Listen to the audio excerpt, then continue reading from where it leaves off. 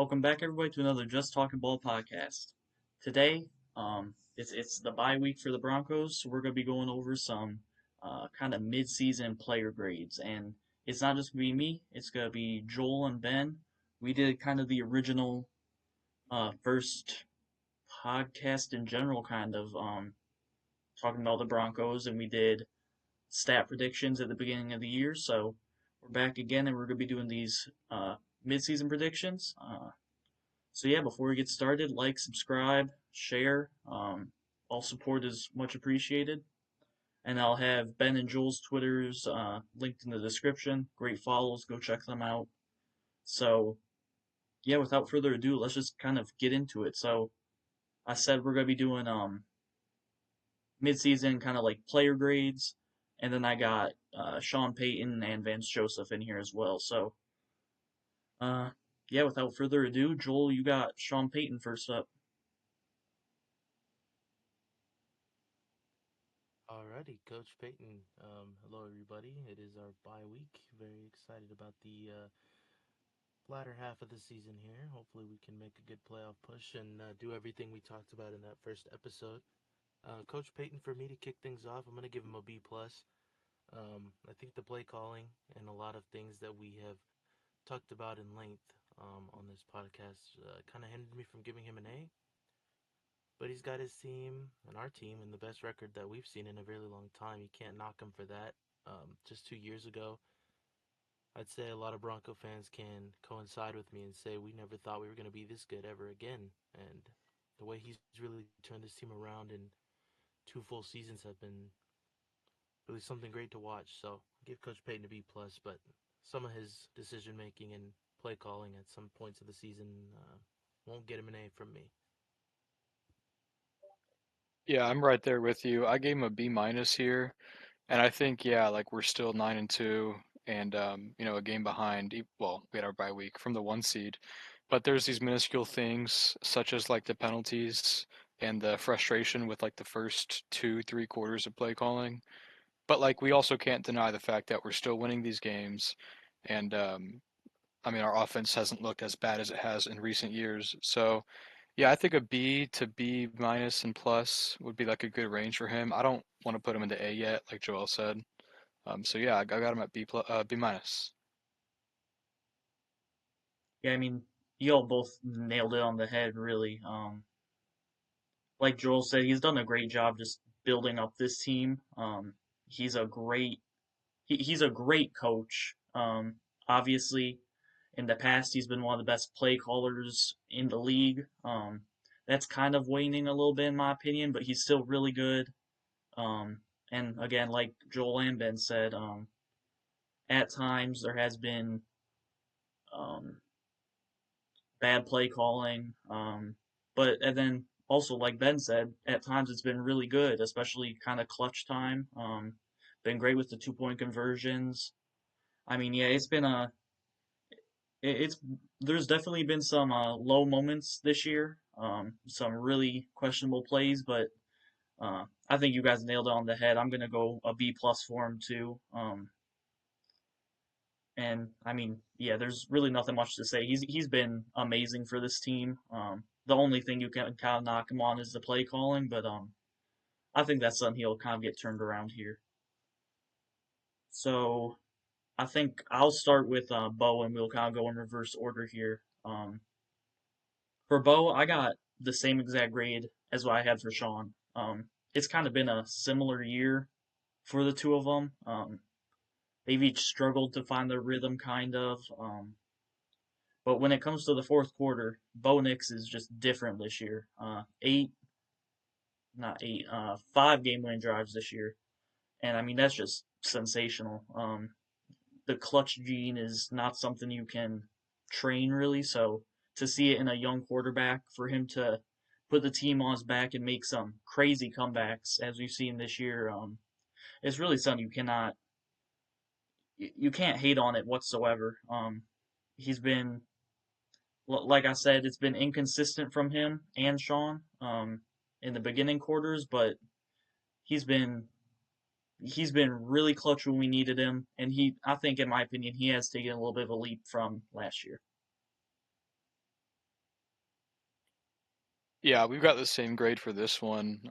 For Bo, I gave him a B plus, and I think he's honestly just like 2 games where he has a good first quarter away from hitting that A minus range. But I think yeah, he's on pace to have roughly the same or even a little bit of a better season than he did last year. Um, and that's with like our frustration with the play calling. Some dumb decisions like these not roughing the passer, intentional grounding calls.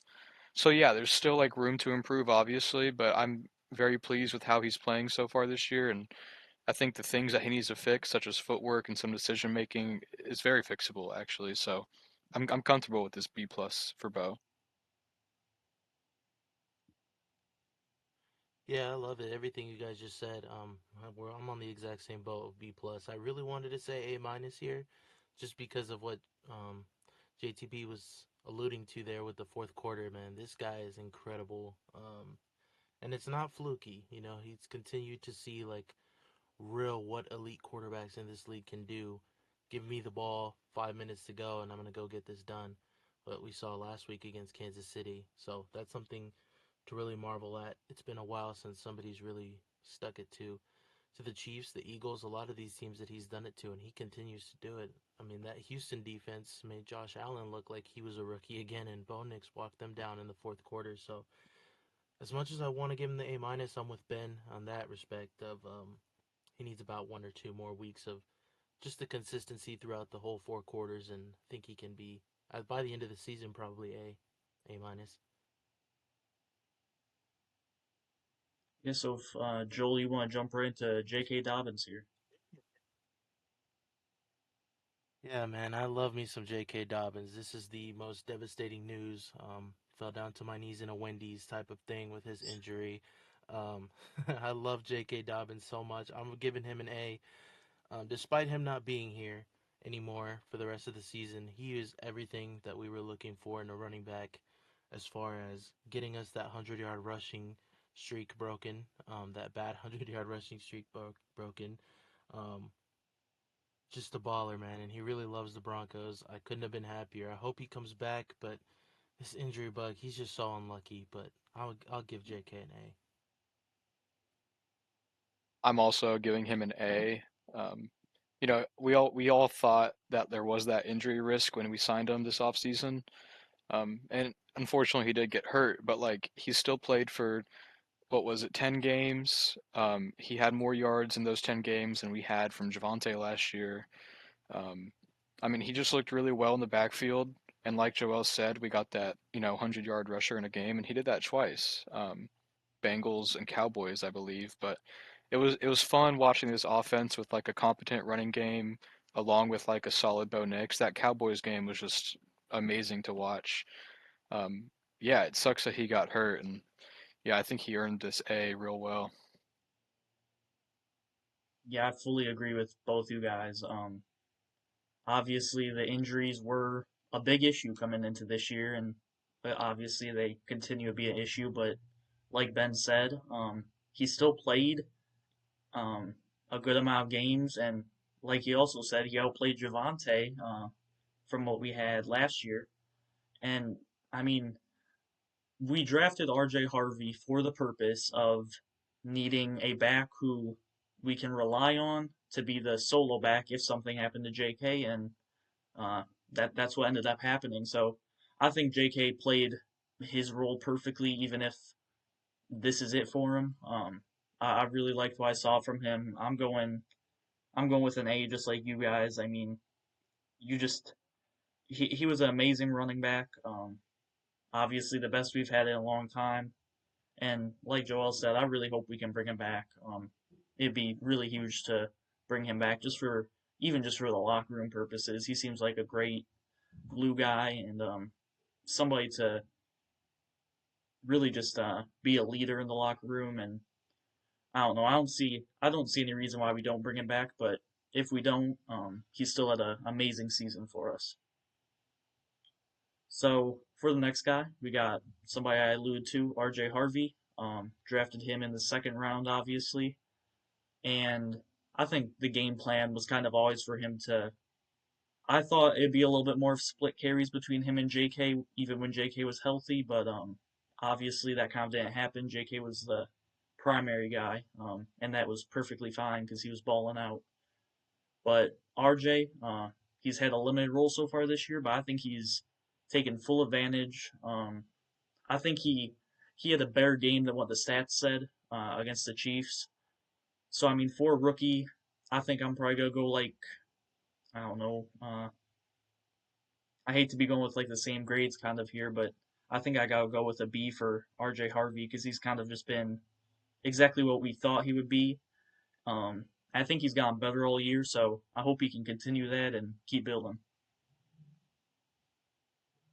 Yeah, I'm close to that. I kind of want to like look at it from an outside perspective. I had some pretty high expectations for Harvey, and yeah, like you said, I did think that we would be more of like a split backfield when Dobbins and Harvey were both out there. Um, I mean, he's played pretty well. I think right here I'm gonna go C plus. It's just because what I had expected of him and Sean's play calling, but yeah, whenever he's out on the field, he's doing really well. And this isn't like a RJ Harvey sucks type of deal. It's just I wish we've seen him more in the rushing attack, which we will later on in this season now that Dobbins is out. So this is more of just like a through 10 game or through 11 games type deal. Um, but very optimistic these last 6 games with Harvey. So that grade will definitely improve, and I can't wait to come back after these 6 games, and revisit this grade because I'm sure it'll probably be up to at least like a, B plus for me. Yeah, I'm in that exact same camp, Ben. I had C plus written down as well for Mr. Harvey, and like you said, it's not a he sucks type of thing. He was a second round pick. I don't think anybody really was expecting him to even come here. I think a lot of us were looking at the Hamptons, Hendersons of the world when it came to the draft. So he's exceeded as far as like realistic expectations. I think he's exceeded those. His role is gonna really increase this final stretch and most important part of the season. So the goal, and I think he's more than capable of being in that J.K. Dobbins range of wow, what an amazing addition in the offseason. He's been good so far. He's had his explosiveness. He's getting much better out of the backfield receiving as well, and been a big part of the offense. So yeah, RJ Harvey, C plus, and to the moon, my friend. Yeah, I do really quick before you do Sutton Joel. I really do agree with you guys on the he hasn't had the like touches and stuff. And for my grading, I kind of looked past that. I think with what he's had, he's done a great job. So that's kind of why I gave him that B. But yeah, if we are talking expectations, I probably would go like a C, C plus as well. But I think he's done a really good job in what he's had.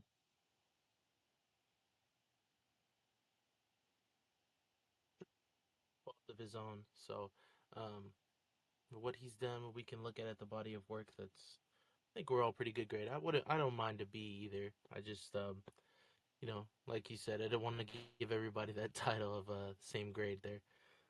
Mr. Sutton, number 4. I actually have him really highly rated, and I have him at A minus. Reason for that being, he hasn't been an elite wide receiver, top 5, top 10, or anything like that. But what's really been noticed by me, more specifically, is he's really been hounded a lot this season as far as teams are throwing everything they got to make sure that Bo and Sutton connection is being disrupted. And it's something I hadn't seen really in his career since Psycho Bill Belichick pulled it on us on Christmas Eve. So I feel like, given that, when he's had his opportunities this year, he's really capitalized. He's still Bo's favorite weapon right now and who he counts on in crunch time. He's made a lot of big catches this year.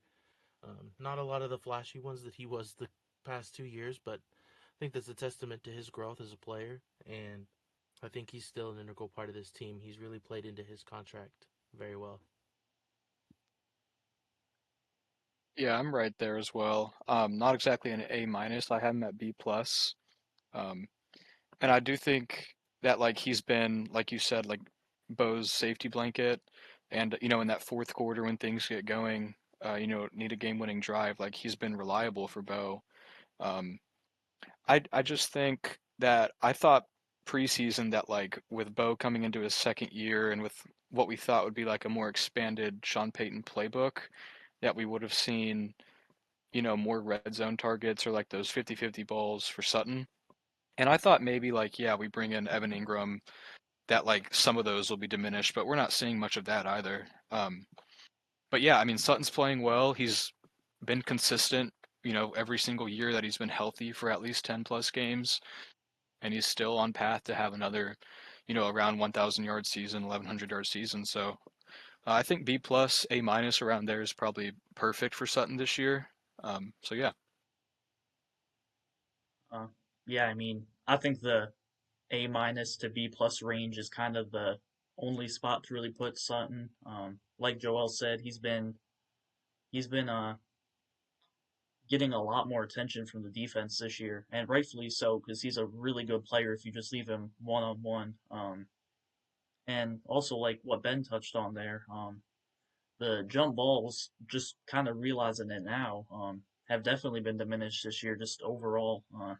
Last year it was something that would happen. I feel like almost every time we were in the red zone is a jump ball to somebody, and that's kind of gone down this year. But yeah, I would not be surprised to see that really ramp up in the second half of the season. But yeah, I think I gotta go pretty much a A minus as well. He's been a just really solid player. You guys just really nailed it with him there. Not much to really uh, talk about apart from him just being a super solid player for this offense and being Bo's go-to guy. So next up, Troy Franklin.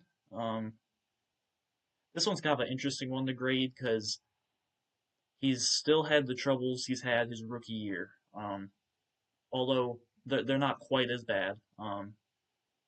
He's still dropping the ball more than he would like to see, and he's still Bo's definitely not doing him many favors with the deep balls he throws in, but Troy is still having some problems. I feel like kind of like tracking the football, and just like kind of like stuff like that, tracking the ball, just again making those kind of contested catches. He can be really good at, but then sometimes it's just a wide open drop. So I think I'm gonna go about. I know, I'm kind of doing the same thing for everybody here, but I think I'm gonna go about like a B plus for him. Well, no, I'll go B. Um, it's been a little better than I expected, but still definitely want to see a little bit more from Troy. I think. Yeah, I'm right there as well. Well, close to that first one you said. I have Troy at an A minus. Um, and the only reason for that is, coming into the season, I wasn't like diehard Troy Franklin FC, if you would say, but I think he beat my expectations so far. I mean, we've seen um, like in the last game, we needed that big drive. We dotted him up left sideline, and if you ask me last year, I have zero confidence that he comes down with that. We saw that in the Bengals game. He couldn't track the ball well. Um, but yeah, I mean, he's tripled his yards per game. His catch percentage has gone up. Yards per target's gone up.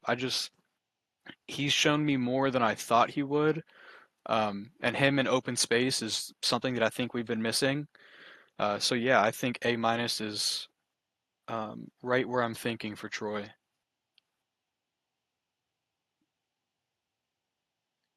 Yeah, great points all around. I'm in the same boat as well. I have him as a solid B. You want to talk about Troy Franklin FC? Shout out to Verstappen P1 over there on Twitter, the leader of Troy Franklin FC, in my honest opinion. I'm sure he'll like the grades we're giving him here. I'm with Ben. I really didn't expect a lot um, out of this kid, especially last year. I think the touchdown in the playoffs is kind of the only glimmer of hope that I really had for him to really break out and be the target that he is now. There's a lot of moments where you can tell that he's still a young receiver that he's developing, but second and 8 it was against Kansas City, defending champ, and Bo Nix wanted to put the ball in his hands. That says a lot, and he's really been doing much better when that connection gets going, which I think it's going to get even better as we progress into the season. I think a solid B for Troy Franklin with potential to be this team's wide receiver one, hopefully one of these days.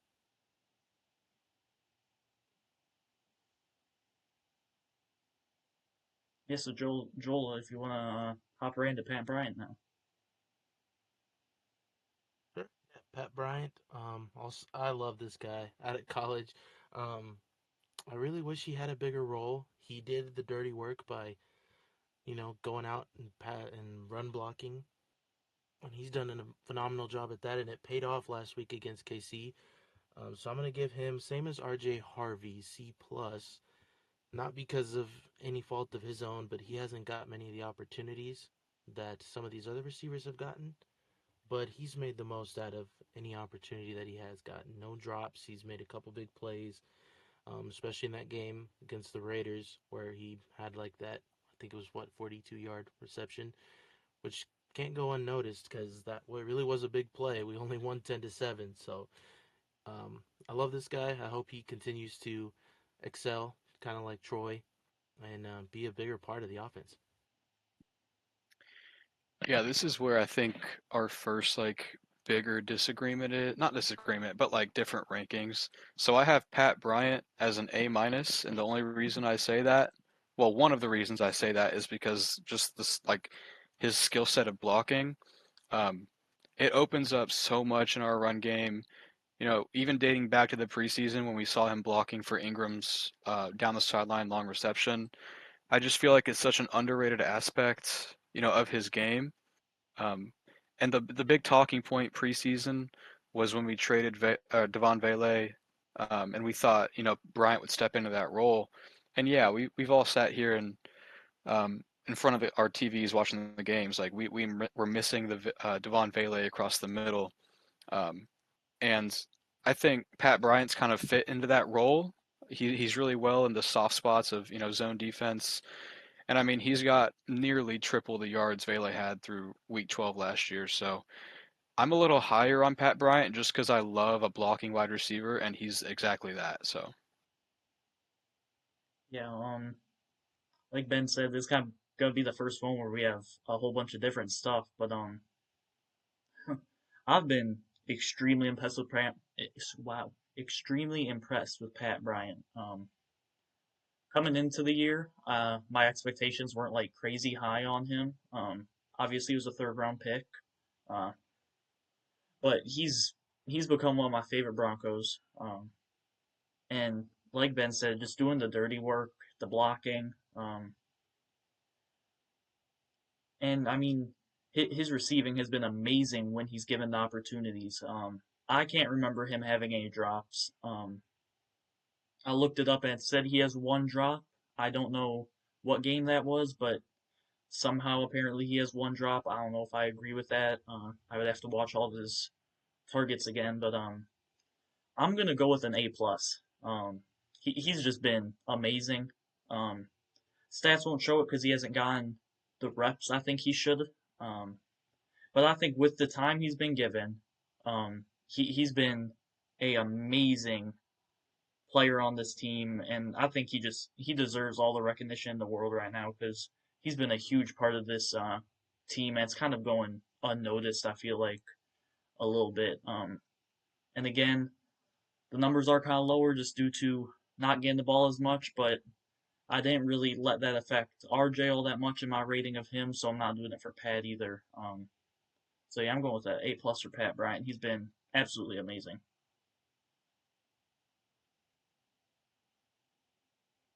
All right, so now we got somebody who has kind of, I mean, he's been injured quite a bit, but he's also kind of taken a step back just in playing time. And again, that's because he's missed some games. But Marvin Mims hasn't been as involved as I thought he would be. Um, I mean, just this past game against Kansas City, I know it was his first game back, but I mean, he didn't even have a target. He just had one carry for 2 yards. Um, I think Marvin is still 1,000% really good player. And I mean, he's still had really good games this year, but it definitely has been a little underwhelming from him, and lots of that might not be on him. But I think I'm gonna go like a probably a B minus here for. Well, no, I'll go with C plus. It's it's not been what I was expecting. I was pretty high on Marvin coming into this year, so again, lots of stuff not really his fault, but production just it hasn't been where I thought it would be exactly.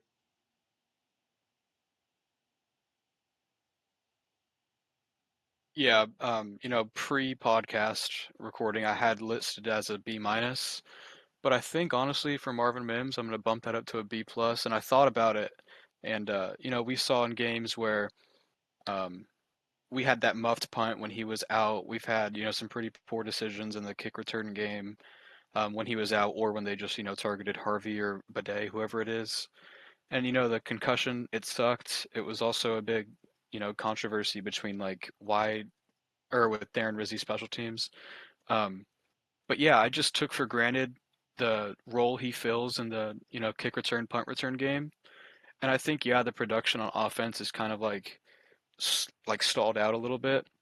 But there's always that deep threat ability. Whenever he's on that field, defenses have to, play too high or just, have to worry about him going long. We saw it in the Bengals game. We see it all the time. But yeah, I think I want to bump that up to a B plus solely because of what we miss whenever he's not out there. And I think I just have to add that positional value.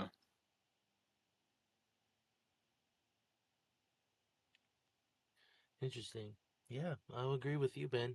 B plus is where I have Marvin Mims, and really, he's been out and his production's gone down significantly from last year. It feels like he's not really used as much as he was, but his impact on special teams is what makes me have him so high. I mean, it's so obvious of how just lethargic that unit looked in the return game without him. Those couple games, having Bandy out there, Bidet, all of them, it was just really, really abysmal. And he comes back, first return, almost houses one. So he's still a really important player on the team. And I think with the role that he's been kind of demoted to this year, he's still done pretty good when he's had the ball in his hands. So I'll give Mr. Mims here a B plus as well. All right, and before Joel, before you get into Evan Ingram, you guys have I I honestly completely forgot about him being such a big impact on special teams. I'm gonna bump it up to a B. I totally didn't think about that. That's my fault. I should have thought about that more. But yeah, I'm bumping him up to a B. I'm not trying to hate on Marvin Mims at all. I love him, and uh, yeah, C plus definitely wasn't doing justice. I don't think.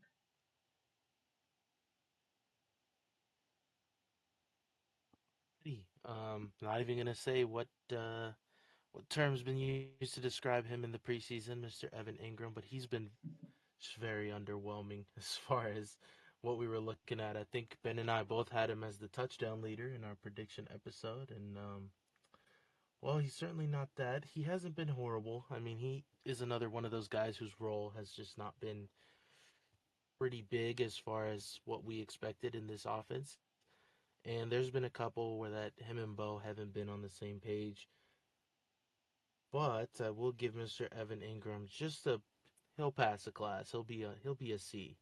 Um, in my book this year. He hasn't been anything great. He has scored some pretty key touchdowns, made some good um, big receptions, especially in the Giants game that I was at. I do remember if he wasn't there, who knows if that comeback would have happened. A lot of things had to go right, and he was a big part of that.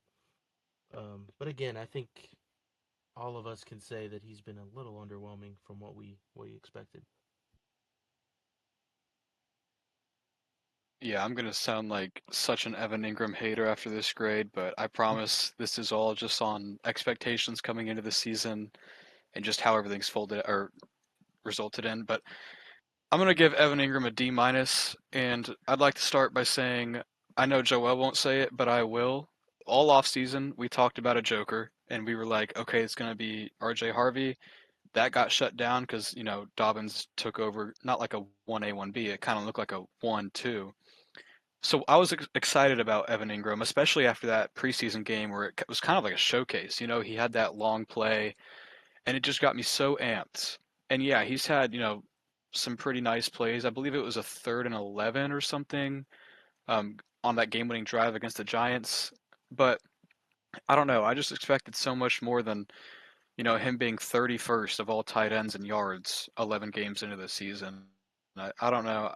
I expected, Joel, we both, like you said, had him as our touchdown leaders. And that's just, very underwhelming because it doesn't seem like he's even going to come close to becoming our touchdown leader. So I don't want to be like too harsh. I just had some pretty high expectations that were vastly not coming close to being met. So Yeah, I'm going with a C minus. I'll just say that up front here, but a D minus is the only reason he's not like in that range for me is like Joel said, he's had some really clutch catches this year. But I mean that's the only thing keeping him above failing really, grading wise here, because he's had some brutal drops. The production hasn't been there. He really hasn't been able to see the field as much as definitely fans saw it, but I think Sean Payton envisioned playing him more probably. But I think obviously Sean loves his blocking, and that's been something that's really disappointed him. I'm kind of assuming. So I mean, it's really disappointing, but yeah, I gotta go with C minus for Evan Ingram. Um, it's just been rough from him this year. There's really you guys really nailed it with all the points, but yeah, definitely had a lot of higher expectations for this guy. I thought he would be a really big piece for us this year, so uh, pretty disappointed with him. And I think we all gave him really fair rankings there. I think it's definitely that C to D range really for him. So as we're recording here, um, we do have some news about the offensive line. We extended Luke Wattenberg, um, and as me and Ben have talked about, he's kind of the one weak link in our opinion. So we signed him to a 4 year, $48 million extension, which is 27 million guaranteed. So uh, it's definitely a interesting deal there. So as you guys give the grade for O line, you can talk about that if you want. But I mean, even with Wattenberg kind of being a weak link for this offensive line, I'm still giving them an A plus. They've stood up to every single challenge they've had this year, and they haven't had one. They haven't even had one like uh, above average game. They've just been great all year long. And yes, lots of that is Bo is really good at avoiding pressure, but also at times he runs into pressure. So I mean, um, they've just done an amazing job, and it's a really great group of O linemen. And yeah, I think A plus is really the only spot where you can put them, in my opinion. yeah, I agree with you completely. I have him at A plus as well. And yeah, I'd like to touch on that Wattenberg extension. And we did talk about him being more of the weak link. And yeah, I do agree with that, but I also, kind of think back to Lloyd Cushenberry's first year. I know that like the situation's different with Wattenberg, but Cushenberry took 17 games to finally look comfortable in this O line. So there's always just that optimism towards players like that with the continuity because O line is like it's a unit where playing next to the same guys like week in and week out is always going to benefit you. And we've got Bowles, Miners, like they're all lined up for a while. So I think especially with a young QB like Bo, having the same guys up front could be beneficial. And I really hope he does take that Cushenberry path where he eventually plays himself out of Denver. He's too expensive. Um, but yeah, I think it's criminal to put this O line anything below like maybe an A minus at that point would kind of still be pretty crazy. So yeah, they've definitely been one of the best units for what 2-3 years now.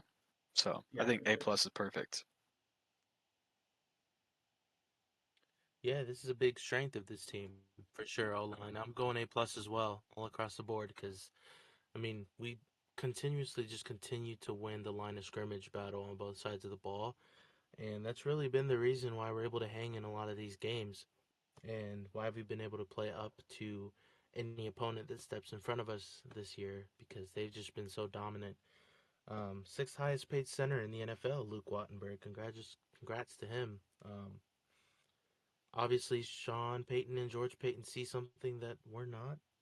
I think I like Ben's take there to kind of be optimistic and maybe he'll settle in. He hasn't been the worst, um, for being honest, but there's a lot that we can dive into. That's probably something for a different pod. But um, yeah, O line, despite having him, he's the weak link, but he's not 32nd worst center in the league. So I think that that won't play too much into the grade, like you guys have said.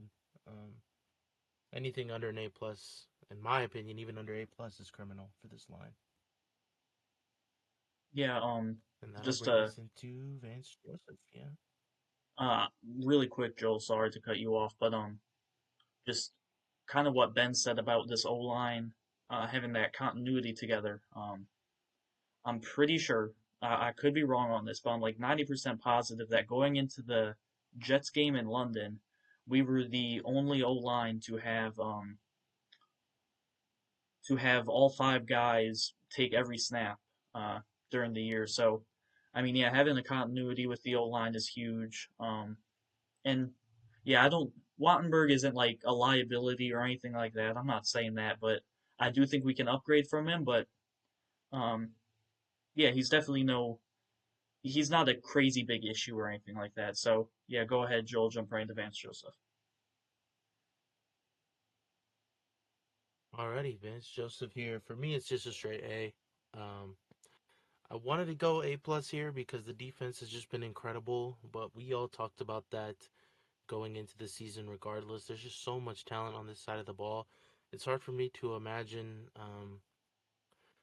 lot of people failing in the position that he's in when you have that many guys. But it's still something to be said about how cohesive that unit looks, and it's certainly a process behind the scenes.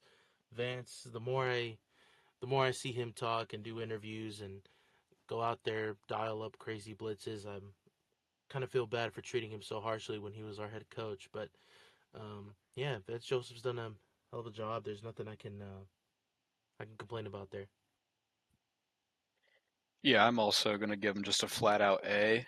I think this unit has been amazing, even with, the injuries we've seen with Sertan, Greenlaw plus his suspension, Singleton last game. So I think with players missing time and our, defense still being at the same pace, not like missing a step is like insanely great for a team, especially one that wants to make a deep run in the playoffs.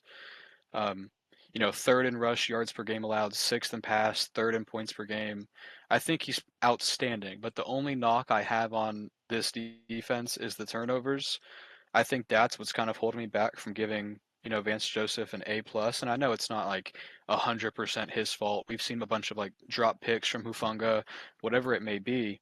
Um, but it sucks seeing the fact that there's only three teams that have a lower takeaway number than us: the Giants, Commanders, and Jets. Three bottom tier teams right now. Um, so yeah, I think that's the only knock I have on this defense, led by Vance Joseph. Yeah, I'm giving. Well, I'll talk about it. Yeah, I completely agree. He should be in the A range. I got three big reasons though why he's not like uh A plus or even kind of a in my opinion. And um, Ben touched on that. The turnovers haven't been there this year. And definitely not all that's on him. Lots of that, like Ben said, is Hufunga. He's had lots of dropped picks. Players can definitely be doing a better job, and turnovers at the same time are kind of a will the offense decide to put themselves in a situation to force a dumb turnover kind of. So I mean, it's not all on him, but that's definitely one reason. The second reason is I'm so tired of seeing Riley Moss playing so many snaps, and by so many I mean every snap of every game. The penalties are just abysmal with Riley. He's always on his guy, sure, but he gets cooked a lot. He gets mossed a lot. I mean, it's just I'm tired of seeing Riley Moss out there. Alex Singleton does again. He's another guy I don't want to see out there as much. So I mean, um, really, like I said, I got what Ben said about the turnovers. I got his kind of personnel decisions, And then the only other thing holding me back from giving them higher than A minus is just the fact that we have so many dogs on defense. This defense is absolutely amazing. Um, and I mean Vance, he's been growing a lot on me. If you asked me to do this at the beginning of the year, I would have given him a lot lower than an A. He's grown on me a lot. I'm coming to appreciate him a little more, but yeah, I'm going with the A minus for Vance Joseph. So next up, kind of decided to put D line together just like O line. And obviously, as you can see, I'm not counting Nick Bonito and Jonathan Cooper as D line. So really, it's pretty much the same as the offensive line. They've been amazing this year. I'm going to be going with the A for them. Uh, I mean, they've just been amazing this year. Uruzuri, oh man, however you say his name, 96. Wow, I can't believe I can't say his name. I feel terrible now. Um, he's impressed me this year. DJ Jones, he's been doing his thing. Uh, Roach, he's been really good since coming back, and then Zach Allen, All Pro. He honestly probably deserves some Defensive Player of the Year votes. Like, not like saying he's a top contender or anything, but uh, he's been amazing. And then JFM, in my opinion, he's kind of played himself out of being with us due to him probably demanding a pretty big contract this offseason. So, yeah, for the D line, I'm going with an A. Yeah, I'm also right around there. I'll give them an A as well. I mean, it's just there's nothing better on a team that wants to go far than winning in the trenches, both on the offensive line, defensive line. And, this team, even like, we saw the Browns get 10 sacks the other day against Geno Smith, and they're still within seven of us. Texans defense had an amazing game. They're 16 behind us. It's crazy the amount of pressure that our, defensive line is putting on a quarterback. I think it's the perfect thing you can do when you have a guy like Riley Moss in the back and in the secondary who could be a liability.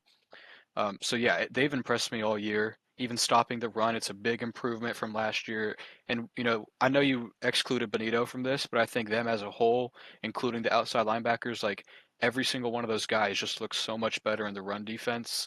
And that's, ultimately what killed us, especially in the Buffalo Bills game. Um, so yeah, I'm just, incredibly pleased with the overall unit. Yeah, there we really certainly have some beasts on that side of the ball. This is the other half of the O line conversation, just dominating the line of scrimmage defensively more so than the O line. So they're gonna get an A plus from me rather than an A. This is an outstanding unit, like you said. The sack numbers speak for themselves. No one can really run the ball on us very well, um, especially as the season has gone on. They've been really learning how to play together as a unit, and it's really made them. We're a really hard team to beat, and they're a huge reason for that. Yeah, so I won't cut you off this time, Joel. You can hop right into Nick Bonito. Ito, I have him. One moment here. I have him as an A minus. Nick Benito, he is done pretty good. Definitely something that we expected before the season. Seeing him in person a couple times this year, still that explosive player. I'd like to still see more from him in some bigger games. He kind of shies away from the moment a little bit, or maybe let him. What I would like to see is him have more of an impact when he's not getting sacks. But still, heck of a player. I mean, he's done the job. He's definitely earned that contract extension, and I can't say I'm too displeased with him at this point in the season. Yeah, I'm right there, just about. I gave him an A. Um, I was leaning between that or A minus, but I think his fast start to the season kind of boosted that for me. But yeah, I mean you're entirely right. I think what's kind of holding me back from giving him an A plus, or what also kept me from debating between A or A minus, was in those big games. I feel like he can sometimes just be eliminated, and it sucks to say because he's such a great player. and he still does good against the run. But it's the moments where like we need a sack, where it's coming from other guys, and Benito's kind of either locked up or just not getting there quick enough. Um, for instance, Kansas City, Houston, the Giants game, our loss against the Colts. I just feel like those were perfect moments for him to, take over a fourth quarter or something. And it was just either other guys or it didn't happen. And we saw that in the Chargers or the Colts game when we lost. So I did give him, a little bit of a boost because I was very critical of, I was very upset with the way he defended the run last year. And I think I talked about that when we did our first pod, all three of us. But through 11 games now, like I feel like he's improved his run defense exponentially. So that's kind of why I'm giving him, more leeway, I guess. So yeah, I think an A is kind of where I'm leaning. Yeah, I mean, you guys really just nailed it on the head once again. Uh, he's an amazing player. He has his moments where he doesn't show up. So I'm going with same as Joel here. I'm giving him a B plus. Uh, I mean, yeah, you guys really kind of just nailed everything there. The really just one knock you can give him is, especially this year, is just needing him to kind of be that X factor guy to get a huge sack in a big moment. And then I mean he has had some games this year where he's kind of just been a ghost all game. But I mean he's still been really good this year. Can't knock him too much. So yeah, I'm going with a B plus for Nick Benito as well. Let me cut you off for half a second. Yeah, you're good. Is there any chance you could knock mine down one to an A minus? I mean, I'm sitting here thinking about it, and this kind of ties into what I'm saying with the Vance Joseph part is needing more turnovers. And yeah, this is one of the parts or one of the places where it can definitely be improved. I mean, he has no forced fumbles on the year, and when you want to be, one of the best edge rushers, you kind of have to swat the ball out sometimes. And what is he at? Like 9.5? Did he hit 10 sacks yet? Um, either way, if he's at 9.5 or 10, like you'd want 1 to 3 of those to, be a forced fumble, and that could, be in one of those games, Kansas City, Houston, the Giants. Like we need those big moments if you really want to have that like A to A plus range. So I just want to knock him down slightly. Yeah, I fully agree with all that there. So yeah, I got you with an A minus there. So Jonathan Cooper, uh, I think he's not a uh, elite top edge rusher in this league, but he's a really good edge rusher in this league. He's a very underrated player still. I think he's had a solid year. Does a good job at getting some double teams put his way instead of Benito's way, giving him some more time to try to get some more sacks, get some more pressures. But yeah, I think Cooper. I'm gonna say like a B plus probably again. There's been some games where he hasn't showed up, and he's also had some problems with jumping off sides early, but uh, can't really hark on that too much because again, he's just a really solid, great, really good all around player for us. And we definitely wouldn't have this good of a defense without him, to be honest. So yeah, I'm going with the B plus for Jonathan Cooper. Yeah, I have the same exact grade. I give him a B plus here, and he's kind of shattered my expectations. He's kind of not like as you wouldn't put him in the top edge rusher list at all, but I mean, if you think about it, he's one good game away from passing Benito in sacks, but you could also point to Benito facing like a higher chip rate, whatever it may be. But Cooper, I mean, he's swatting the ball down on these throws more than I've, seen a lot of edge rushers do. He has 4 on the year already. He's getting to the quarterback real fast. He's defending the run pretty well. And I think in every aspect of his game, he's kind of like broke my expectations. So I think B plus is a great spot for him, and I can't wait to see how he, plays in these last 6 games. Yeah, huge on that part. Jonathan Cooper's been amazing this year. I'll have him at an A minus as well as Nick Benito. I think I had at A minus as well. So I give them the same grade. I think I have the same critiques of both, but Jonathan Cooper for sure. Um, shattered my expectations as well. I thought, if anything, he might be the one that takes a step back and kind of highlights Benito a little bit more this year. But no, he's been really step for step. And looking at the stats, Ben, just to fact check here live, Benito is still at 9.5 and Cooper's at 7.5.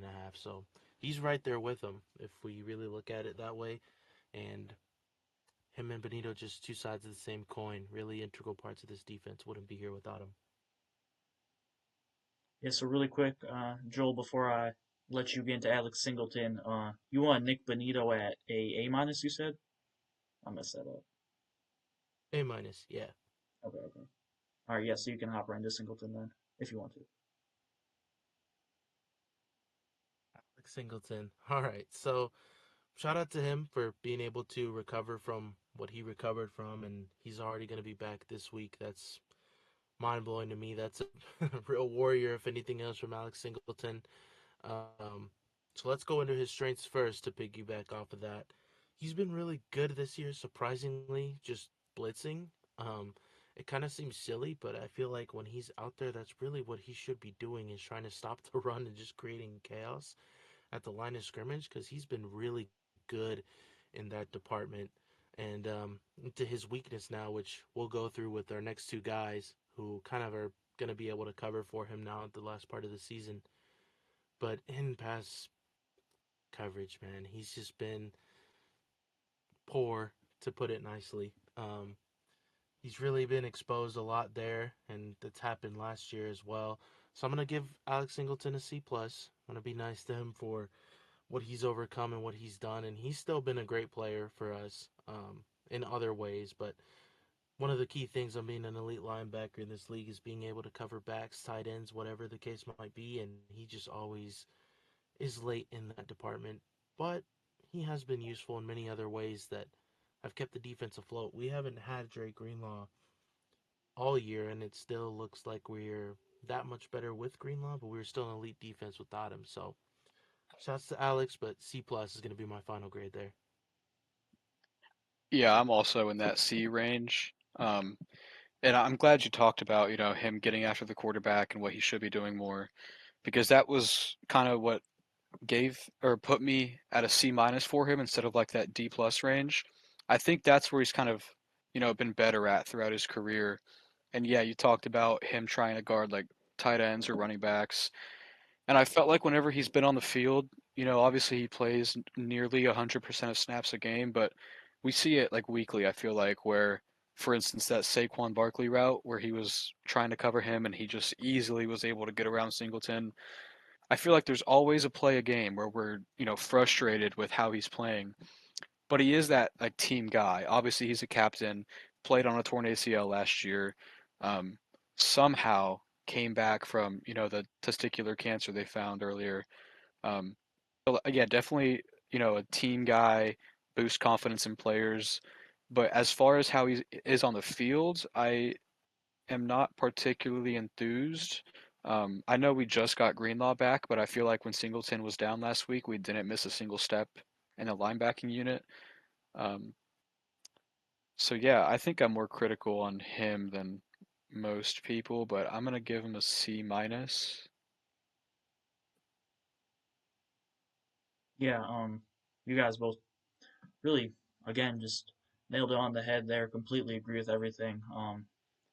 He, there's one thing you cannot deny about him, and that's the fact that he's a absolute warrior out there. Last year played on a torn ACL.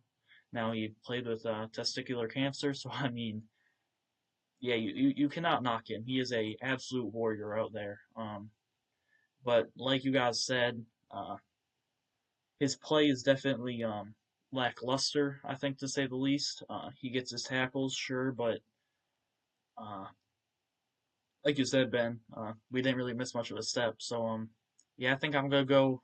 I'm gonna go just a solid C for him. He's been a little better than I thought he would be, to be completely honest. But yeah, there just really isn't much to say about Alex Singleton. He's kind of just a average-ish linebacker out there. But again, huge team player, and an absolute warrior. So yeah, going with the C for Alex Singleton. All right, so for Justin Sternad, he's been somebody who's really surprised me this year, especially in Greenlaw's absence. Sternad's really been amazing.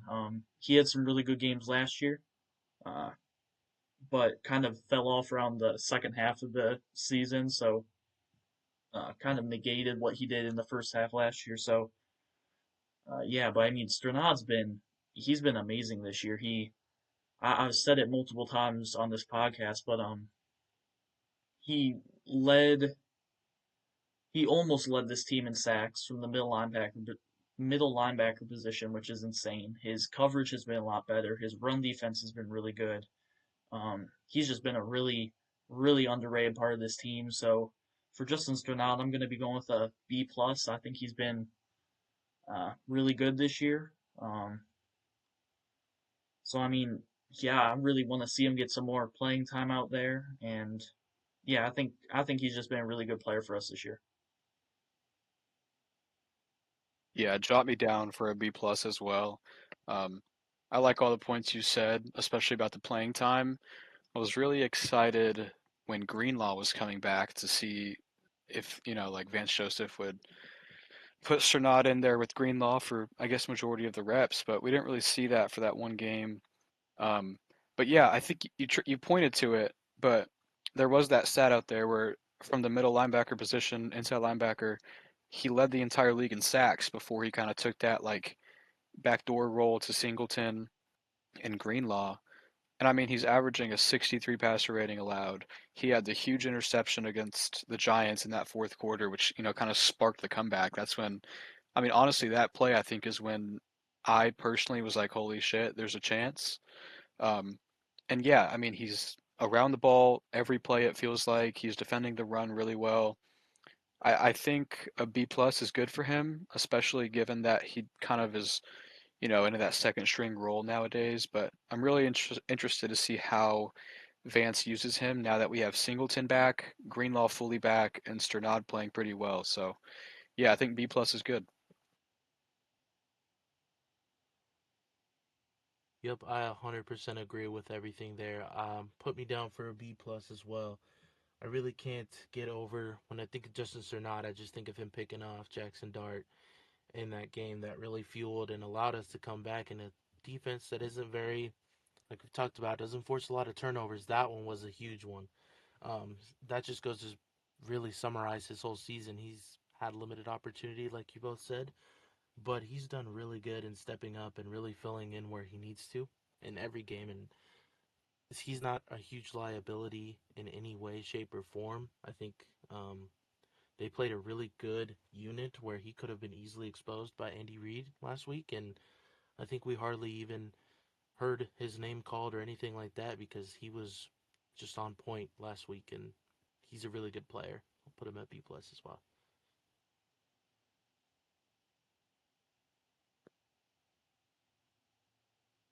And then my dog, Drake Greenlaw. This is somebody who I've been really excited for. For those who know me personally, there's a lot of 49ers influence around me.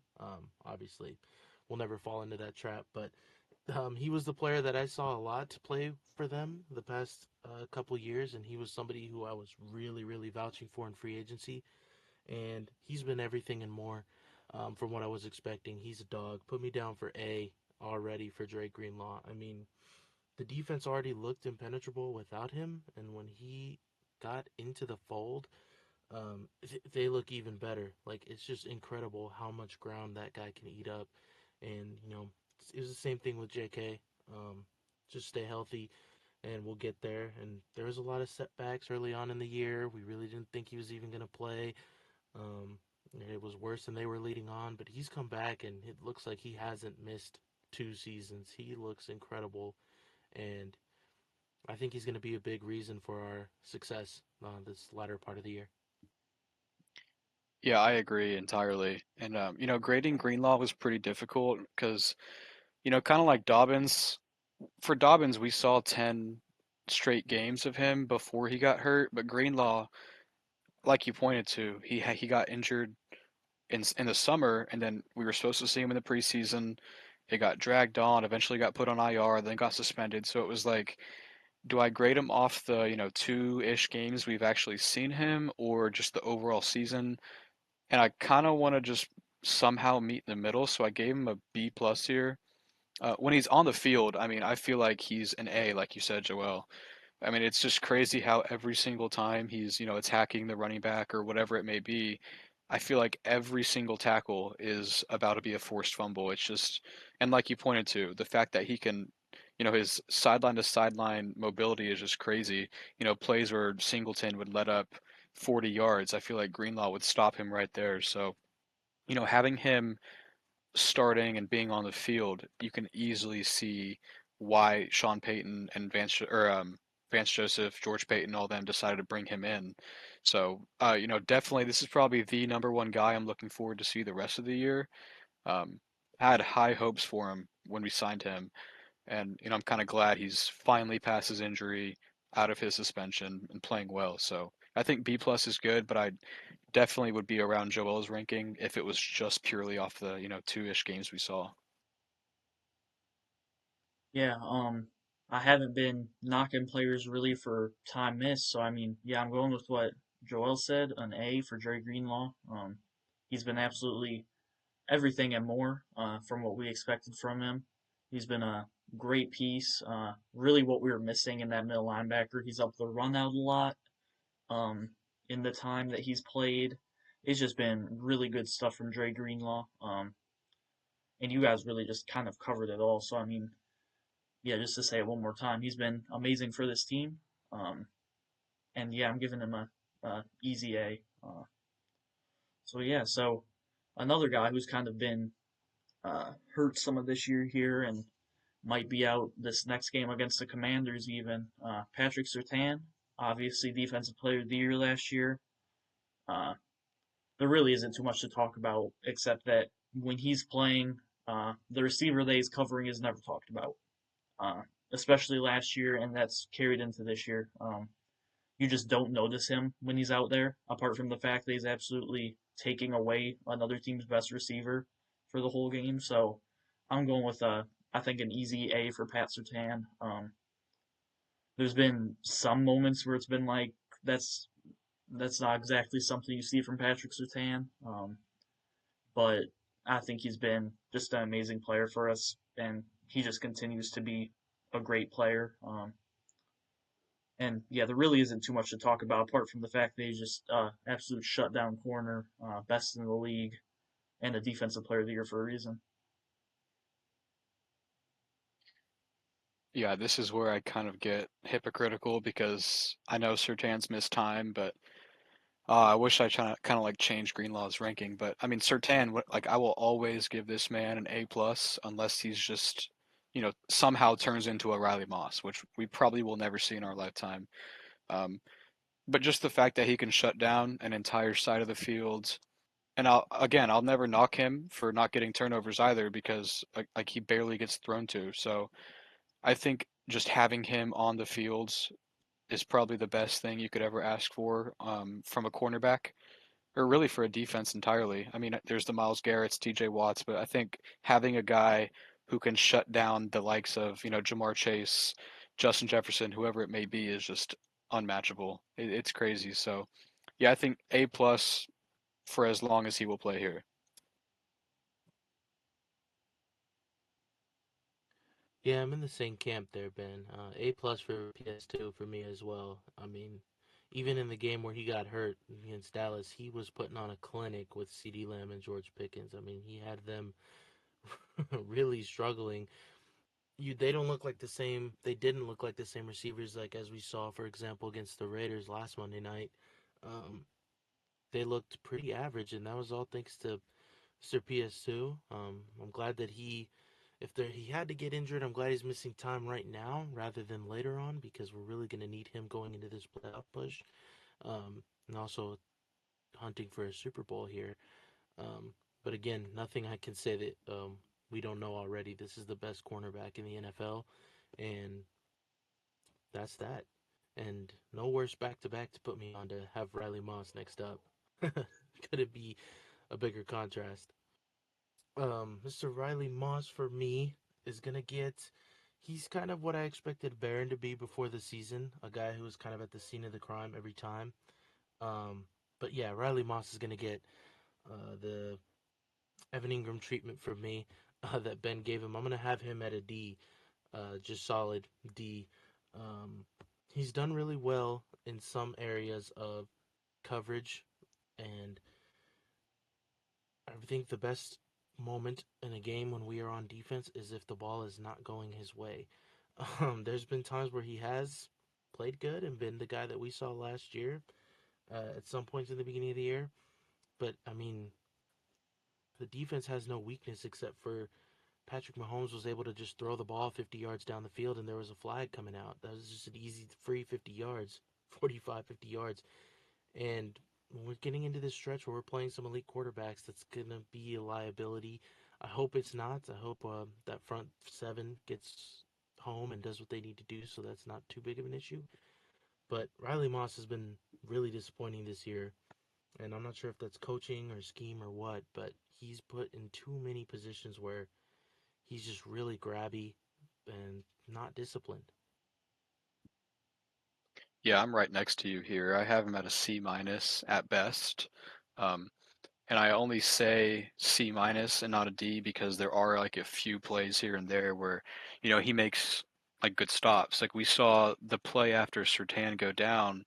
Riley Moss had that huge breakup on, I can't remember if it was George Pickens or CeeDee Lamb, but it was that third and goal down there in the end zone. He made a good play. And we've seen some of those, but I have him ranked as a C minus because like Joel said, it feels like every single time there's a deep ball, like I can close my eyes and it's either getting caught or there's going to be a flag. Um, and there's people like all over Twitter or YouTube, wherever you watch your stuff, but they will say he's just at fault because he gets thrown the ball or he gets thrown on so much. But I mean, even if you separate it to look at DPIs per target, I mean, he's still committing the most. Um, he has nearly double number two's DPIs. So I feel like he's just not what you want out of a cornerback too. And it is a tough ask playing next to Sertan or opposite of him, but still. We've talked on here about, putting in Chris Abrams Strain, or Jade Barron. Um, so yeah, I feel like if we're having these conversations, he has to, be around that C to D range. So yeah, I'm pretty comfortable with, putting him at C minus. Yeah, completely agree with everything you guys said. Like you said, Ben, there's people out there who will try to push that Riley Moss is a top cornerback two in the league and that he could be cornerback one on teams, but that's the complete opposite from the truth, in my opinion. Um, like you guys said, you can just throw the ball in his direction, and almost over 50% of the time, it's a penalty on Riley Moss. Some of them, sure, you can argue and say they're not that deserved, but he's given himself a reputation as somebody who commits penalties a lot. So even when there's one that's like 50-50, you cannot blame the ref all that much for throwing a flag on somebody who's in a 50-50, is it a penalty, is it not, when they're committing penalties like almost every other play. So I mean, yeah, I'm with Joel here. I'm giving him a D. Really tempted to go like D minus, but he has had some moments of being good. He's always kind of around the guy that he's supposed to be guarding, so I guess that's a good thing. But he doesn't just because he's always there doesn't mean he's exactly a good cornerback because he still lets up passes and penalties are just a crazy big issue from him. And I think my rankings of the next cornerbacks coming up will kind of really show my opinion on whether Riley Moss should kind of be like benched or not. But yeah, he's not that good of a corner. Seems like a great guy and everything, but I think he'd be much better as kind of a bench guy who comes in the blitz sometimes. But um, yeah, I'm giving Riley Moss a D. So Yeah, real quick, if you don't mind. yeah, Post game after the Houston game, he was saying how he needs to start, wearing those boxing gloves in practice. And he said it as a joke. I mean, he laughed afterwards, but I think that should be the furthest thing from a joke because truthfully, like you said, he gets that reputation from being grabby. and refs see those reputations. Like you see George Pickens, if he does the slightest bit of taunting, he's going to get the call, and you can't like break those. So I think he needs to, yeah, like he said in a joking way, but for real, he needs to put the boxing gloves on during practice and just line up. And if he gets beat, he gets beat. Then he'll get benched. Yeah, that's perfectly said. Really. Yeah, you just in the NFL, refs are obviously human. They make some brutal mistakes, but especially when you give yourself a reputation, it's really hard to shake. And again, um, I'm not saying that penalties called on him shouldn't be called at all because most of them have very valid reasons. So yeah, so get into our first round pick.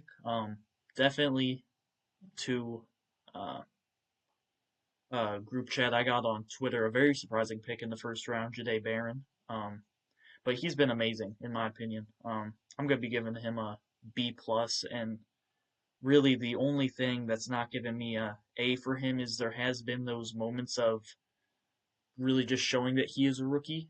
Some bad miscommunications, leaving a guy wide open or something, but otherwise he's shut down some of the best tight ends in the league. He's been a tight end stopper really this year. That was definitely his role coming into this year, and that will continue to improve, obviously, because he was a first round pick for a reason. But yeah, he's been amazing this year. There's just been some kind of bad moments. And actually, I'm gonna bump that up to an A minus as I'm talking to myself here. He's been a really good player. Really excited to have Jade Barron. Um, and yeah, just really excited to see the future with him and Patrick Surtain long term.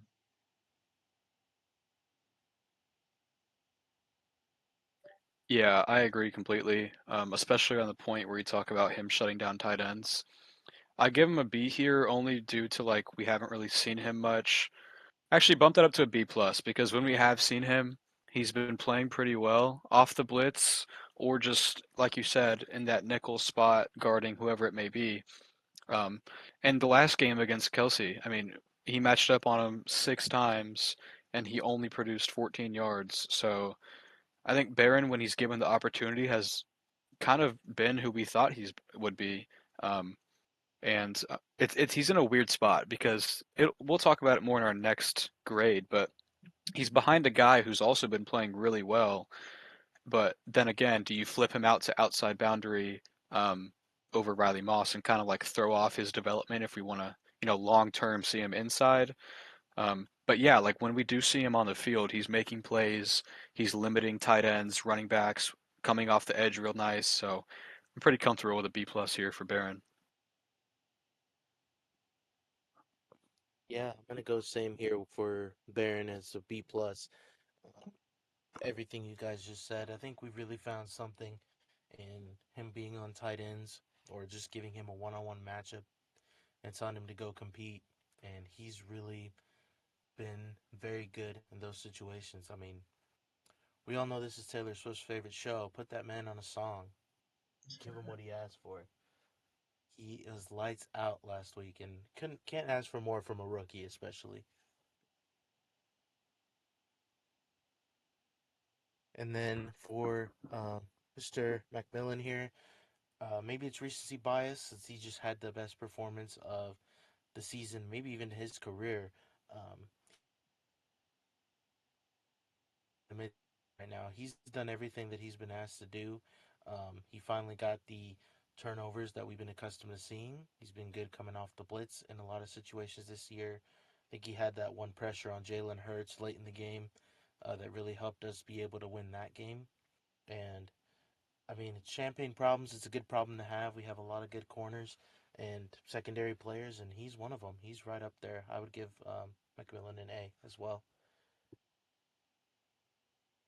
I'm close to that as well. I also have him around that A range, but he's been, I mean, I don't know how else to say it. One of my favorite players to watch this season. I'm gonna give him an A plus, just off of vibes, but also because he's just an amazing player. Like you said, he's coming off maybe his game of his career. 2 sacks, that big pick, 2 tackle for losses. Um, But yeah, I mean, he's like I talked about with Barron. He's in that role that they want Barron to be long term. But McMillan's a guy who said he'll develop, he'll help, kind of implement Barron into the NFL speed. Um, but I feel like there's always these stretch of games. Like last year, we saw it in the Cincy game and the Browns game, like where where McMillan is going to have crucial moments. That huge pick six last year. I mean, this season, even last game, he had that pick on Mahomes. Like Joel said, the pressure on Hurts. I feel like he's one of these guys that's always around the ball. And we said that about Greenlaw, Sternad, but watching McMillan, especially on the tape afterwards when I see the all 22, he's just an amazing watch. So I love the A plus here. I also love Joel's ranking of an A. He's just been a great player. Yeah, McMillan. I've been a fan of him really ever since last year, especially. And this year he's just taken his play to a whole nother level. He's there's really no other way to put it. He's a very, very clutch cornerback. Um, all of his interceptions, it seems like, come in huge moments. And I mean, he's locking down the slot. Um, and like you said, he's kind of blocking Barron in that spot. But yeah, he's just been an amazing player. Definitely deserves Pro Bowl, possibly, maybe looking at All Pro with how good he's been this year. Yeah, so I'm gonna be giving him an A. You guys really nailed it on everything. He's just been a super impactful player. He's great at blitzing. He's probably at the cornerback position. It's really need to see a little bit more of Barron, but he's probably our best ball hawk as when it comes to our cornerback. So I'm giving him an A. He's just been sensational. Really love myself, Jaquan McMillan, and yeah, I really hope we can bring him back this off season because that's kind of a big question mark. So yeah. Um, so next up, somebody who really just got their playing time when Pat Surtain got hurt, Chris Abrams-Drain. Uh, I think really apart from the Cowboys game where he came in late due to Pat getting hurt and having to come out, he's been amazing. Another guy that you just kind of don't notice when he's out there because he's just kind of locking down his competition. I think I'm gonna go with a B plus for him. Um, he's been really good. He's given up some catches here and there, but I mean, he there's just no other way to put it. He's just been really good young player. And I mean, I would love to see him and Barron take, especially him. I think Barron has his role pretty solidified for this year, but I just love to see Cad kind of take away Riley's snaps when Sertan comes back, and he doesn't have to play 100% of snaps like Riley is, but come in, he can play like 85-ish, give a little bit more to Barron. I just think Cad's a really good player. I think he's got a lot of promise, and I just really hope we do not waste the player that Chris Abrams-Drain is. Yeah, I'm gonna go with a B here. And I was huge on Chris Abrams-Drain coming out of Missouri. When we drafted him, I was, ecstatic. And I really thought he'd get more playing time in his rookie year, and especially this year. When we saw Riley Moss again, kind of like stink it up, I was very hardly pushing this Chris Abrams-Drain agenda. And it came at a weird time because obviously Sertan got hurt, and I felt like they just kind of threw him to the wolves instead of like trying to actually implement him into the defense and develop him well. But yeah, like you said, when he came in, I mean, he played pretty solidly. Um, he's got 180 snaps on the year, and he's only allowed 14 completions. Um, so he's kind of like holding his own. He's not, committing too many penalties like we've seen one of our cornerbacks do. But it is weird. Like we don't really see the ball thrown to him too much. But again, that's good for a corner. It's just limited sample size, and he's just doing what he's being paid to do. And I think eventually there, could be a path to where he is starting over Riley Moss, but we'll see what Vance Joseph and them decide to do. But yeah, I'll go B here only because I haven't really seen much from him. Small sample size, but yeah. Yeah, completely agree, especially with that closing statement there. He's doing what he's being paid to do. And I'm going to go B as well for Kasabian Drain. Um, Real athletic, a guy that I really think has a bright future. Hopefully it's here. I'm with GTB there, big on. Hopefully we don't waste what a good talent this kid is because um, he's great. He's gifted. He's had his moments when he's been out there on the field. And I agree with Ben. There's a lot of times where, unfortunately, he's just really been just thrown out there, like, "Hey, go put out this fire real quick." But he's responded well, regardless, even in situations like that. So, um, granted, these are mid-season grades, so we'll give him a B here.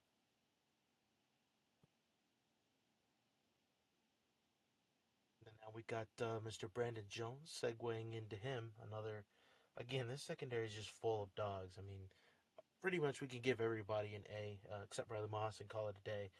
But I'll give him an A here as well. Doing what he was brought in to do. I really can't believe that we were able to get this guy the way that we did.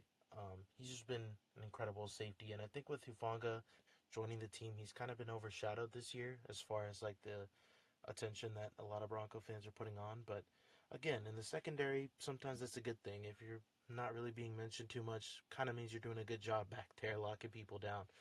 Um, can't be more pleased than the safety duo we have, especially last year in Baltimore. You know, when we were starting, um, Devon Key and PJ Locke, that was a disaster, and sometimes have nightmares about that game still to this day. I'm glad that he gives us the security with Hufanga, who we'll talk about in a second, um, back there at safety.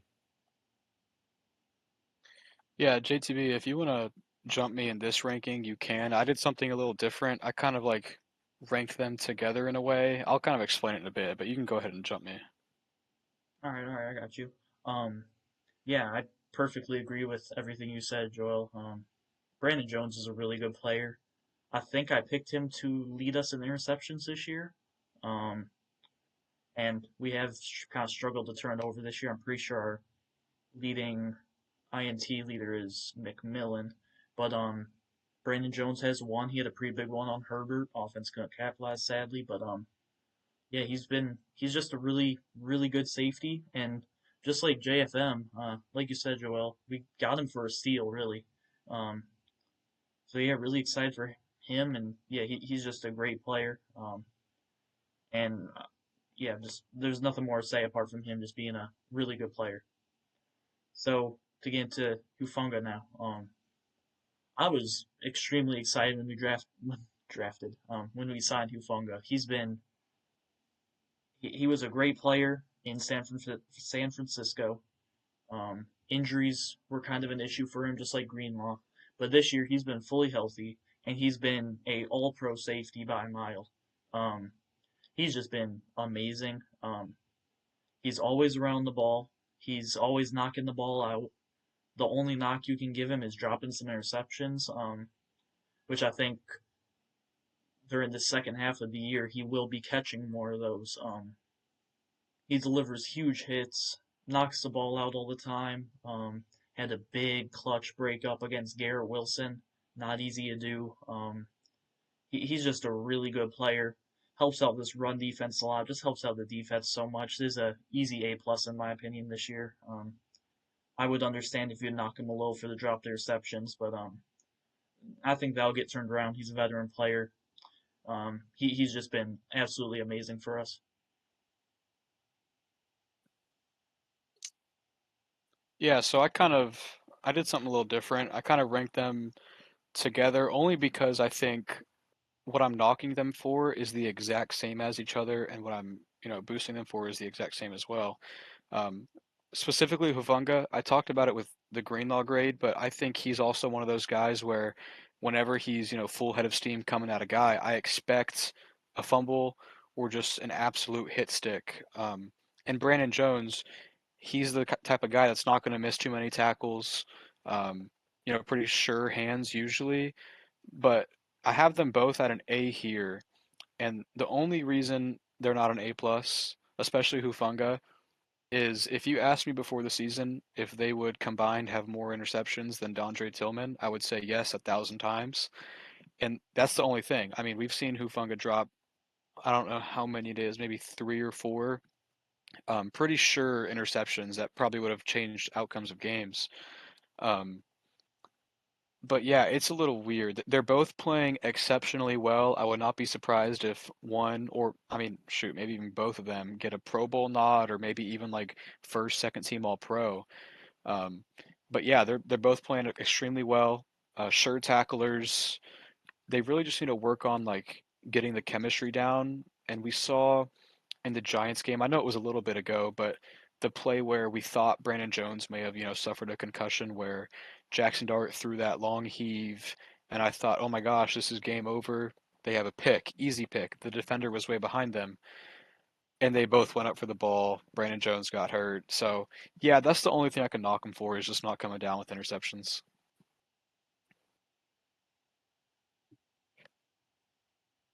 Yeah, and that's a fair point. Definitely a valid critique, and same for me here. I can't say anything more about Talanoa Hufanga. A as well for me. Um, Heck of a player. You guys have pretty much covered it all. Anything that I can't really add anything more that we don't already know. So this is a pretty surefire A.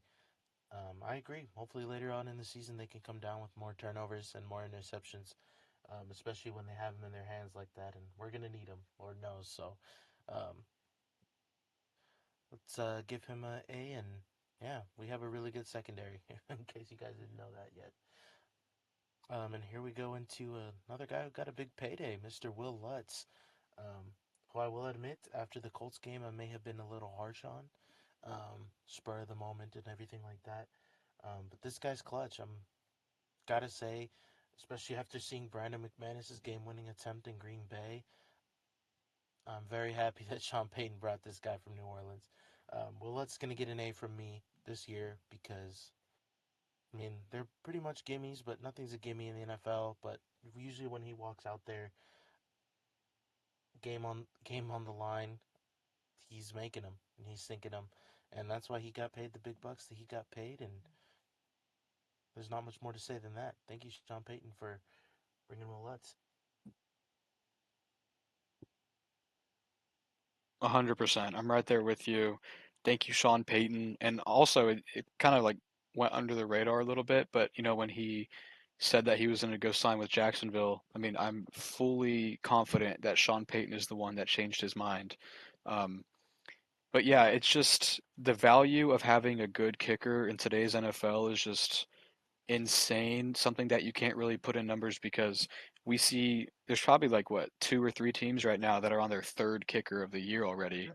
Um, so having like that safety blanket or at least someone you can rely on to make the easy ones and give a good shot at those like 50, 60 yarders is huge. And I think Will Lutz after that Indianapolis game is kind of like locked in, I would say, and hit nearly everything. So I'm gonna give him an A plus just for the turnaround he's had after week three.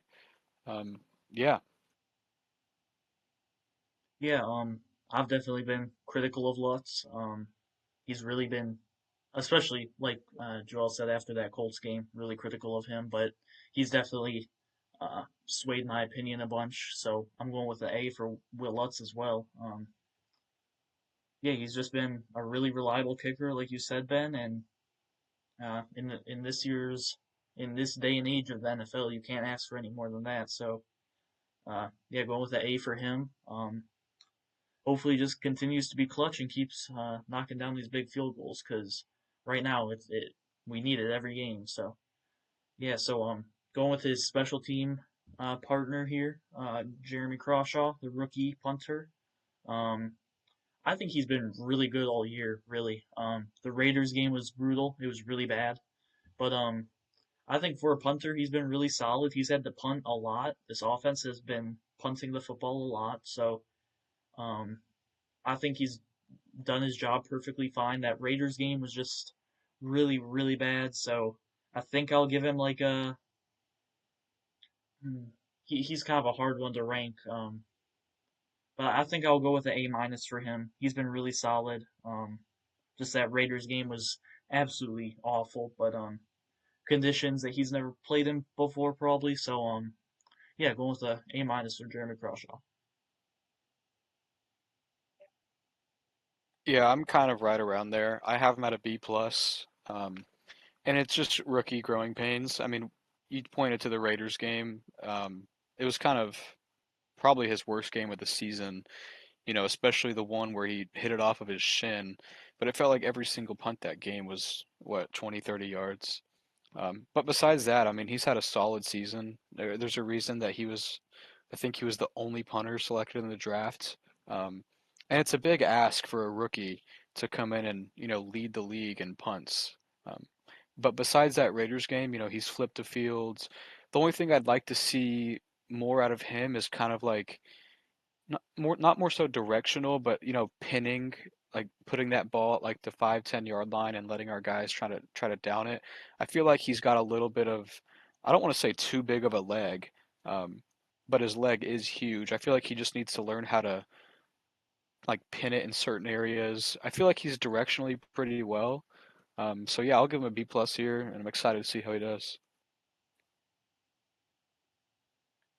Yeah, share the same sentiment there. I mean, the Raiders game, it's a lot of wind, and it's, like JTB said, probably something he hasn't really experienced before, and he'll learn from that definitely. I'll give him a B plus as well, um, for the same reasons as you, Ben. I think that he needs to work on that coffin corner a little bit more. You see all the elite punters do it, and it's a lot to ask. It might be nitpicking at this point. Luckily for him, a lot of the times when we do punt the ball, it's pretty deep in our own territory, three and out. So he just gets a chance to just bomb one as long as he can, and it usually works out pretty well. But I don't have a lot of complaints about him. I've been to a lot of games in person where we've punted the ball a lot during our dark years, and he's by far, well, he stands out. It's been really a he's been a nice breath of fresh air in the punting department there. Yeah, he's been uh, just really good, like you guys said. The coffin corner, really the only thing. So this next spot, I added it in as we were talking here. What I mean by most upside is who do you think is going to um, improve the most from the ranking you gave them here? So um, I know I just kind of put this on you guys. So yeah, who do you think is going to improve the most from this point in the season? Oh, I love it. Most upside, I think, right now, just because of the obvious and unfortunate injury situation, I think it's RJ Harvey. I think we're gonna really. I know he's a rookie, but this will be the time where we can really see what we have in him fully. I know Jaleel will probably get put in the mix a lot, but I'm really excited, and I think he has a big chance to really break out a little bit more, especially with how underwhelming Omarion Hampton's been dealing with injuries. Ashton Janty's behind a horrible offensive line down there in Vegas. Travion Henderson's kind of emerged as the best back in the draft, and I think RJ Harvey's been probably not right there with him, but he's been really good as well. And I think this will be his time to really go out there and show what he's got. And for Sean Payton to, you know, hey, Adams kind of threw it on him that this could be your Joker. So let's see if he can make up for that, actually live up to it. Yeah, I have the same exact answer as Joel. And I was pretty critical in these gradings for RJ Harvey, and that was just because of playtime. But I feel like he's kind of being pushed into that role where he kind of has to take the next step. Um, like he said, that Dobbins injury was pretty unfortunate. Um, but yeah, I mean, we talked all offseason about that J word that Joel just said, but I think Sean Payton has the perfect opportunity to actually implement one into our playbook.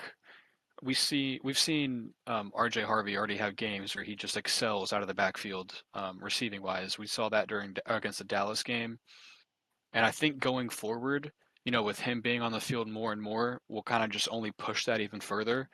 And Joel, or not Joel, JTB, I know we've talked about it when it was just us on here, but seeing RJ Harvey in the early downs in like the first or second quarter is going to be huge. Um, I think that's something this offense has been missing, just the continuity of running backs getting kind of on fire, I would say. But I want to see RJ like the entire game. I know we have Jaleel and Bidet back there, but like Joel pointed to, I think RJ is one of those guys that can kind of take over, and he's just prompted into that because of the injuries. So I think it pretty easy pick, but I think it's the best pick here. Yeah, I fully agree with you guys. The only reason I'm not gonna go with RJ Harvey is because you guys have taken him. I kind of want to go a different route, but yeah, RJ, 100% most upside. Sean Payton, somebody who's been really good at drafting running backs in his career, picked him in the second round for a reason, and he's 1,000% going to break out. But the guy I'm going to go with is um, somebody I was probably more critical on than you guys, and that was Marvin Mims. But last year, I got the stats right here. From from week 1 to 8, he had 6 receptions for 52 yards. From week 9 to week 16, he had 33 receptions for 451 yards. So I'm going with Marvin Mims. I think he's going to kind of really take off here. He's kind of due for it. He's had some games where he's definitely shown those moments. But yeah, last year we saw some electric deep balls from Bo to him. We saw one kind of versus the Colts um, for a touchdown this year. One big catch from him against the Bengals and Giants that was kind of deep, but nothing like his ones last year. So I really think Marvin Mims will kind of turn into that second half player once again.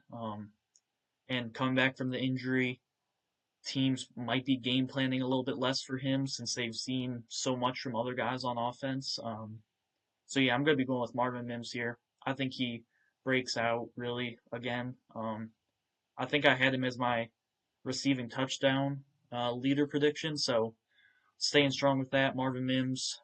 Hopefully he has a huge second half of the season here. So yeah. So if you guys have anything else to talk about here, I think we are pretty much done. Yeah, I'm good.